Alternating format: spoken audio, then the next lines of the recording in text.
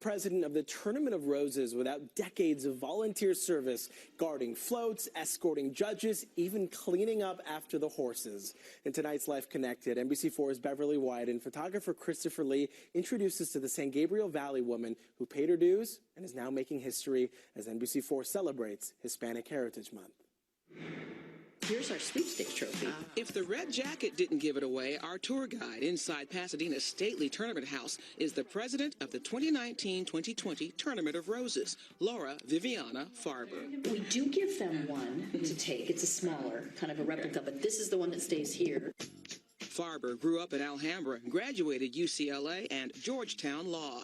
Now she's the third woman and first Latina ever elected to lead the Rose Parade and Rose Bowl football game. I'm so thankful to the association for making it a priority to have our leadership reflect our community. Leadership means President Farber and her husband Tomas Lopez traveled to meet and fundraise for many of the marching bands and float builders invited to wow the world down Colorado Boulevard, New Year's Day 2020.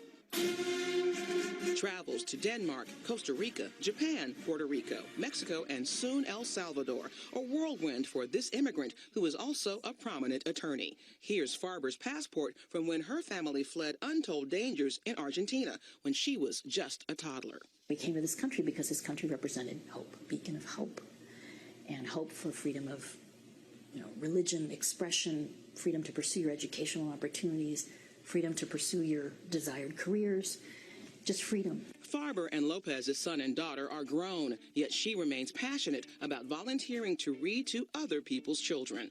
And I like reading in Spanish and in English, which is also a fun thing to do.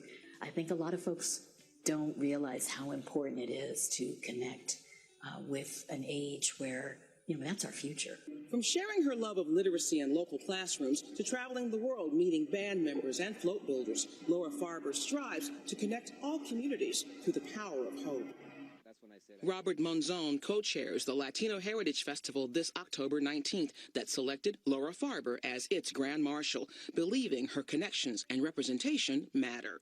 Here we are in a situation in the real world that sometimes isn't very bright or encouraging, but she's giving us hope. Someone like Laura Farber is amazing. She is the American story. By presiding over the 131st Rose Parade and 106th Rose Bowl game, Laura Farber is headed for the history books, ever hopeful because she says change takes effort.